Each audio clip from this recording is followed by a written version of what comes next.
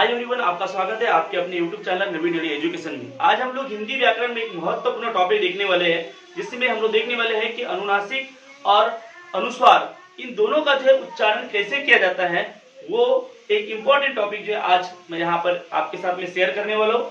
तो देखते हैं सबसे पहले कि अम की मात्रा और चंद्र बिंदु इसका उच्चारण कैसे किया जाता है। तो ये वीडियो जो एक्चुअली प्राइमरी के जो बच्चे होते हैं उनके लिए है, साथ ही साथ जो पालकों के लिए, साथ ही साथ शिक्षक के लिए है कि ये कंसेप्ट हमारी क्लियर होना चाहिए कि चंद्र बिंदु जो है कहाँ लगाना है, चंद्र बिंदु कहाँ लगाना है। जैसे कि यहाँ पर मैंने एक शब्द लिखा हो हर्ष और दूसरा लिखा हो हंस। यहाँ पर ह के ऊपर यदि मैंने चंद्र बिंदु लगा दिया, ठीक है, तो इसको हम लोग पढ़ेंगे हर्ष। और उसके बाद अगर चंद्र बिंदु की जगह मैंने अम की मात्रा लगा दिया तो उसको पढ़ेंगे हंस। इस प्रकार से जो है चंद्र बिंदु और अम की मात्रा लगाने में यदि कोई गड़बड़ी होती है तो अपने आप शब्दों का अर्थ चेंज हो जाता है। यहाँ पर ये दिखाया गया है, ठीक है। तो इसके पश्चात जो है ये मैं आपको बताने वाला हूँ कि ये ऐसा क्यों होता है।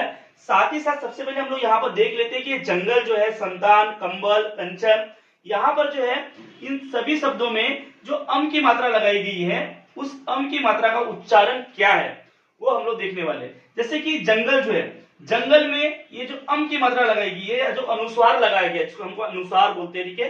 तो अनुस्वार लगाया गया है तो यहाँ पर जंगल, तो यहाँ पर जो है इसका मीनिंग होता है अंग, ठीक है। जंगल, अंग, जंगल, तो यहाँ पर जो है अंग का उच्चारण आ रहा है। उसके बाद संतान, संतान में जो अम की मात्रा है या जो अनुस्वार लगाया गया है उसका उच्चारण यहाँ पर जो है न होता है। संतान, सन तान, संतान, तो यहाँ पर आधा न का उच्चारण हो रहा है। उसके बाद कंबल, तो कंबल में देखो यहाँ पर जो है ये अम की मात्रा जो लगाई गई है इसका उच्चारण आधा म हो रहा है, कंबल। अब ऐसा क्यों होता है वो भी आपको बता दूंगा, ठीक है। अब हम लोग आगे देखने वाले हैं। इसके बाद कंचन, कंचन जो है यहाँ पर कंचन, तो यहाँ पर इ इसका उच्चारण हो रहा है। तो दोस्तों आपको ये देखना है कि यहाँ पर जो है जो भी अलग अलग प्रकार के शब्द दिए हुए हैं उसमें अम की मात्रा का अलग अलग उच्चारण किया जाता है और ऐसा क्यों होता है यह आपको आगे मैं बताने वाला हूँ, ठीक है। तो ये वीडियो जो है सभी के लिए बहुत ज्यादा यूजफुल है। इस वीडियो को आप लास्ट तक देखिएगा और इसमें इसके पीछे कारण क्या है ये मैं आपको आगे बताने वाला हूँ। दोस्तों सबसे पहले हम लोग यहाँ देखने वाले हैं कि अम की मात्रा और यहाँ पर चंद्र बिंदु का उच्चारण कैसे किया जाता है। उससे संबंधित सबसे पहले नियम देख लेते हैं कि कहाँ पर जो चंद्र बिंदु लगाया जाता है। सबसे पहले हम लोग देखने वाले हैं कि चंद्र बिंदु कहाँ लगाया जाता है और क्यों लगाया जाता है। इसका पहला नियम क्या है कि शिरोरेखा के नीचे वाले स्वर पर, जैसे शिरोरेखा, ये जो इस प्रकार की हम लोग जो लाइन खींचते हैं इसको हम लोग बोलते हैं शिरोरेखा। तो शिरोरेखा के नीचे वाले स्वर, जैसे कि एक एग्जांपल देख लेते हैं हम लोग। यहाँ पर हंस जब हमने लिखे थे, यहाँ पर जैसे कि हंसना। अब यहाँ पर अ की मात्रा लगाई हुई है, ठीक है।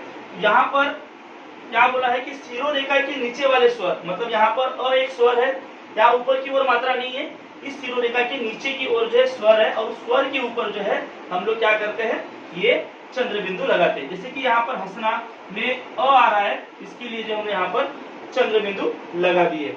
हंसना, जैसे कि और एग्जाम्पल देख लेते हैं कौन सा स्वर आएगा, जैसे कि मुंह। यहाँ पर आप देख रहे हो कि यहाँ पर छोटा ऊ ये जो स्वर आया है, छोटा ऊ की मात्रा आई है। अब जब शिरोरेखा जो है, शिरोरेखा के नीचे का जो स्वर होता है उसके लिए जो है हम लोग क्या करते हैं, यहाँ पर चंद्र बिंदु लगाते हैं। इस प्रकार से दोस्तों आप ये कंसेप्ट क्लियर होना चाहिए कि कहाँ पर जो चंद्र बिंदु लगाया जाता है। जैसे कि और एग्जाम्पल देख लेते हैं, ये बड़ा ऊ की मात्रा लगाई है, ऊंचे। अगर ऊंचे लिखना है तो यहाँ पर देखो ये जो बड़ा ऊ का जो स्वर आया है इस स्वर के लिए यहाँ पर ऊपर में चंद्र बिंदु लगाया गया है। वैसे ही और भी बहुत सारे एग्जाम्पल है। अब आपको बता दूं कि यदि जो है शिरोरेखा के ऊपर यदि कोई मात्रा लगी होती है तो वहां पर चंद्र बिंदु नहीं लगता है, तो वहां पर जो है अम की मात्रा लगती है। फॉर एग्जाम्पल हम लोग देख लेते हैं, जैसे कि यहाँ पर है मैं, यहाँ पर ए की मात्रा दी हुई है, ठीक है, बट यहाँ पर हम लोग जो है चंद्र बिंदु नहीं लगा सकते। इस प्रकार से चंद्र बिंदु नहीं लगा सकते, ये रॉन्ग हो जाता है। अब हम लोग मैं लिखते हैं तो कैसे लिखते हैं, मैं लिखते समय हम लोग इस प्रकार से मैं लिखते हैं, ठीक है, और यहाँ पर बिंदु लगाते हैं। अब शिक्षकों को और पालकों को भी एक चीज बता देना चाहता हूँ मैं कि यहाँ पर जो है ये चंद्र बिंदु और मैं, यहाँ पर चंद्र बिंदु ही लगा होता है, बट यहाँ पर हम लोग एक्चुअली ये चंद्र बिंदु न लगाते हुए जब शिरोरेखा के ऊपर अगर कोई स्वर होता है या कोई मात्रा लगी हुई होती है स्वर से संबंधित, तो उसमें हम लोग क्या करते हैं, हम लोग यहाँ पर अम की मात्रा लगाते हैं। यहाँ पर हम लोग जो है ये चंद्र बिंदु नहीं लिखते हैं। वही स्वर यदि शिरोरेखा के नीचे लिखा होता है तब हम लोग जो है यहाँ पर क्या लगाते हैं, चंद्र बिंदु लगाते हैं। इतनी कंसेप्ट अपने दिमाग में रखना है और यही जो है अपने बच्चों को बताना है कि यहाँ पर ऊपर में अगर मान लो कोई स्वर वाली मात्रा है तो वहां पर चंद्र बिंदु न लिखते हुए, चंद्र बिंदु न देते हुए वहां पर जो है अम की मात्रा देना है। और यदि जो है शिरोरेखा से नीचे कोई स्वर है, जैसे कि यहाँ पर ह, अ है, यहाँ पर उ की मात्रा है, यहाँ पर बड़ा उ की मात्रा है, तो ऐसे समय जो है हमको ऊपर की ओर चंद्र बिंदु देना है। इसके बाद नेक्स्ट नियम आगे देखते हैं। इसके पश्चात देखते हैं हम लोग कि अनुस्वार जो है, अनुस्वार मतलब अम की जो मात्रा है, अनुस्वार जो है उसका नियम क्या है, वो कहाँ पे लगाया जाता है और उसका उच्चारण कैसे होता है, ये आपको बताने वाला हूँ। यहाँ पर देख रहे होंगे आपकी क वर्ग, च वर्ग, ट वर्ग, त वर्ग, प वर्ग, क ख ग घ अंग। इस प्रकार से जो है यहाँ पर जो लास्ट में जो भी वर्ण दिए हुए वो सभी जो है पंचम वर्ण है, इन्हें बोलते हैं पंचम वर्ण। अब इसका उच्चारण कैसे करना है वो आपको बताने वाला हूँ कि उच्चारण हम लोग कैसे कर सकते हैं। जैसे कि एक एग्जांपल लेते हैं, यहाँ पर उदाहरण, यहाँ पर मैंने लिख दिया कंगन। अब यहाँ पर जो ये अनुस्वार लगा हुआ है, इस अनुस्वार का उच्चारण क्या होगा वो आपको बताने वाला हूँ, ठीक है। यहाँ पर क वर्ग जो है, क वर्ग में क ख ग घ अंग, यहाँ पंचम वर्ण क्या है, अंग है। यहाँ पर कंगन, कंगन, यहाँ पर जो है इसका उच्चारण क्या हो रहा है, अंग हो रहा है, ठीक है। ये जो अनुस्वार है इसका उच्चारण यहाँ पर अंग हो रहा है, ये आपको ध्यान में देना है। अब ये अंग ही है, ये कैसे पता चलेगा ये आपको बता दे रहा हूं। आप देख लो उसके बाद वाला, ये जो अनुस्वार है उसके बाद वाला वर्ण क्या है, ग। ये जो अनुस्वार है उसके बाद वाला वर्ण क्या है, ग है। इसका मतलब ये किस वर्ग में आता है, क वर्ग में आता है, क वर्ग में आता है। इसका मतलब ये जो अनुस्वार है इसका उच्चारण क्या होगा, क ख ग घ अंग, क्या होगा, अंग। इस प्रकार से आपको पहचानना है। यहाँ पर ये जो अनुस्वार है इसका यहाँ पर अंग का उच्चारण आ रहा है, ठीक है।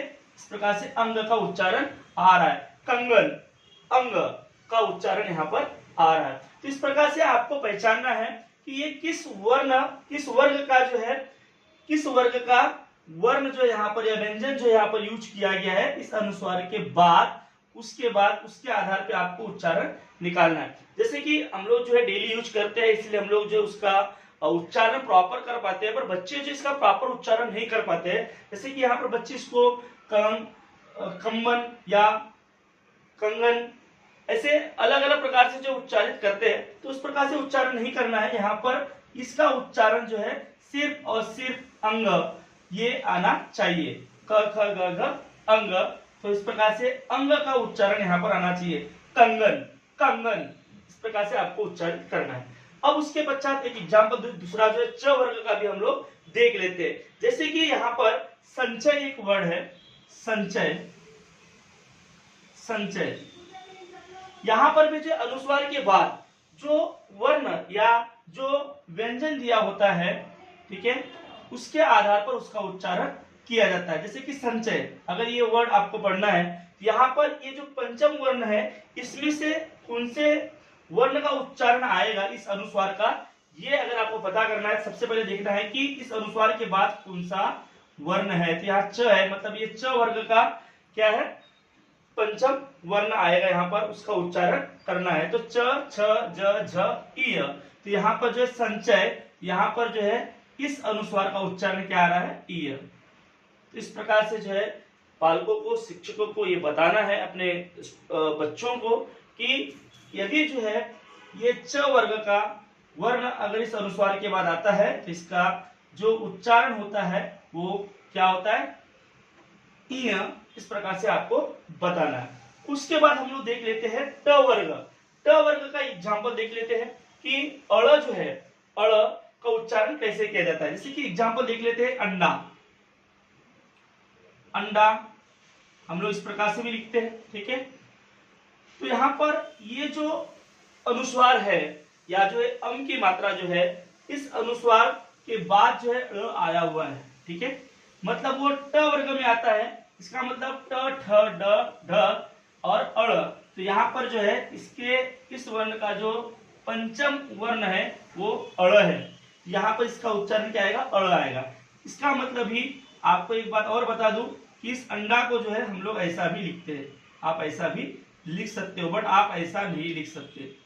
इस प्रकार से अंडा अगर आप लिखते हो तो ये गलत हो जाएगा, ठीक है। यहाँ पर अड़ ही आपको लिखना है, तो इन सब बातों का ध्यान रखना है। तो यहाँ पर अड़ ये जो है इस वर्ण का या इस पंचम वर्ण का उपयोग किया जा रहा है, ठीक है। उच्चारण इस प्रकार से निकालना है, अंडा अंडा, ठीक है, अड़ ये आना चाहिए। अब इसके बाद देखते हैं नेक्स्ट एग्जांपल, त वर्ग जो है, त वर्ग के का एक एग्जांपल ले लेते हैं हम लोग। मंथन, मंथन ये एक शब्द है, ठीक है। तो यहाँ पर भी अनुस्वार जो है उसके बाद जो है ये थ दिया हुआ है, मतलब वो त वर्ग का थ दिया है और इसका पंचम वर्ण क्या है? न है। तो यहाँ पर जो है इस अनुस्वार का अर्थ क्या हो जाएगा या उच्चारण क्या हो जाएगा? आधा न, मंथन। इसको हम लोग जो इस प्रकार से भी लिख सकते हैं, मंथन, ठीक है। इस प्रकार से हम लोग उसको लिख सकते हैं। तो इस प्रकार से जो है इस वर्ग के भी हम लोगों ने उदाहरण देख लिए। इसके बाद आखिरी जो है ये प वर्ग का भी उदाहरण हम लोग देख लेते हैं, अंबर। अब ब कहां पे है? ये प वर्ग में ब आ रहा है, प वर्ग में ब आ रहा है। इसका मतलब यहाँ पर म जो है इस पंचम वर्ण का जो उच्चारण होगा, अंबर। देखो हम लोग अंबर ऐसा भी लिखते बहुत बार, ठीक है। अंबर मतलब यहाँ पर जो है अंबर में क्या हो रहा है? आधा म जो है इसका उच्चारण हो रहा है, अंबर। तो इस प्रकार से जो है हमने देखे कि अनुस्वार जो है हमको कहाँ यूज करना है और उसका उच्चारण कैसे करना है, किस शब्द में कैसे उसका उच्चारण करना है, और अनुस्वार के बाद जो भी वर्ण आता है या जो व्यंजक आता है उस व्यंजन जो है वो किस वर्ग का है वो देखना होता है। इसीलिए आपको ये पता होना चाहिए, ये वर्ग पता होना चाहिए किस वर्ग में कौन सा पंचम वर्ण आता है, तब आसानी से आप जो उसका सही उच्चारण निकाल पाओगे। इसके पश्चात और कुछ नियम है वो हम लोग देख लेते हैं।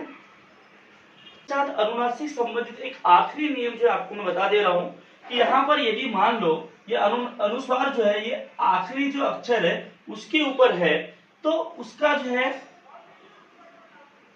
इस अनुस्वार का जो है उच्चारण क्या होगा ये आपको पता होना बहुत जरूरी है, ठीक है। जैसे कि एवं, यहाँ पर हमेशा इतना याद रखो कि यदि जो आखिरी वाला जो वर्ण है उसके ऊपर यदि अनुस्वार होता है तो उसका अर्थ या उसका उच्चारण जो है सिर्फ और सिर्फ म होता है, ठीक है। स्वयं हम लोग जो है स्वयं यहाँ पर भी जो इसका उच्चारण म ही होगा, शिवम। इस प्रकार से जो है यहाँ पर इसका उच्चारण जो है आधा म होता है। तो दोस्तों इस प्रकार से हम लोग जो है हमेशा डेली लाइफ में जब भी रीडिंग करते हैं तब हम लोग इसका उच्चारण प्रॉपर कर तो लेते हैं, बट हमें ये पता नहीं होता, इसके नियम पता नहीं होते हैं कि कहाँ पर जो है किस पंचम वर्ण जो है का सही उच्चारण हम लोग कर रहे हैं या नहीं कर रहे हैं। तो इस प्रकार से यदि आप जो है ये वीडियो पूरा देखते हो तो आपको जो है सही तरीके से किसी भी शब्द को जो है या किसी भी अनुस्वार का जो उच्चारण जो है वो आप प्रॉपर कर पाओगे। तो इस वीडियो को जो है अधिक से अधिक शेयर कीजिएगा। Thank you very much, bye bye.